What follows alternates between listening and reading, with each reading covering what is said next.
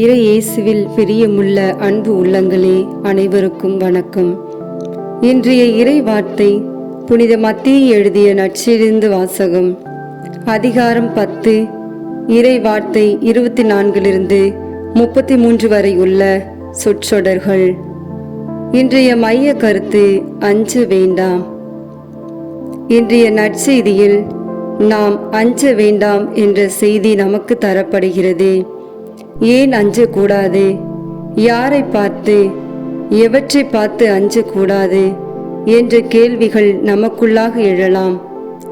கடவுள் நம்மை பராமரிக்கிறார் என்ற எண்ணம் நமக்குள்ளாக இருக்க வேண்டும். கடவுளின் பராமரிப்பில் நாம் நம்பிக்கை வைத்தால் நாம் எதை பார்த்தும் அஞ்ச மாட்டோம்.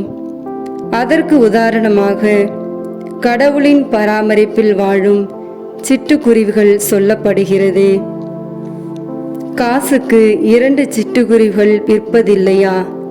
எனினும் அவற்றில் ஒன்று கூட உங்கள் தந்தையின் விருப்பமின்றி தரையில் விழாது. லூக்கா நற்செய்தியாளர் இதையே வேறு வார்த்தைகளில் சொல்கிறார். 2 காசுக்கு 5 சிட்டுக்குருவிகள் விற்பதில்லையா? எனினும் அவற்றில் ஒன்றையும் கடவுள் மறப்பதில்லையே. பொதுவாக 2 சிட்டுக்குருவிகள் 1 காசுக்கு விற்கப்பட்டது. 1 காசு என்று இங்கு சொல்லப்படுவது அசாரியோன். இது தெனாரியத்தில் 6இல் 1 பங்கு மதிப்பு உடையது. 2 காசுகளுக்கு 4 சிட்டுக்குருவிகள் வாங்கிற போது 5 சிட்டுக்குருவிகளுக்காக கொடுக்கப்படுகிறது. 1 சிட்டுக்குருவி இலவசம். அதற்கு மதிப்பு கிடையாது.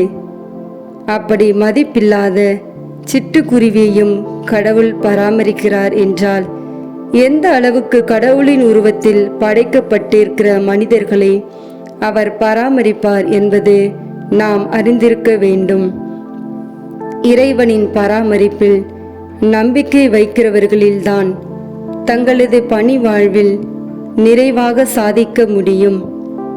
எனக்கு திறமை இருக்கிறது, இதை என்னால் கையாள முடியும், இதை என்னால் நடத்த முடியாது என்று நமது திறமையை ஒப்பிட்டு பார்த்து நாம் சாதிக்க நினைத்தால் அது தோல்வியில்தான் முடியும். நமது பணி வாழ்வில் கடவுளின் ஆற்றலை, பராமரிப்பை நம்புவோம். மன்றாடுவோம் ஆக.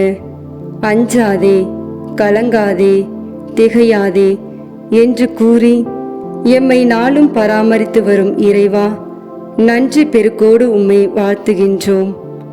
உம் பராமரிப்பில் நம்பிக்கை கொண்டு வாழவும் பிறரையும் வாழ வைக்கவும், உம் ஆற்றலின் பராமரிப்பில் பணி வாழ்வில் சிறப்புடன் சவால்களை துணிவோடு எதிர்கொண்டு வாழ வரம் தர உம்மை நோக்கி எம் மன்றாட்டை ஏறெடுக்கிறோம்.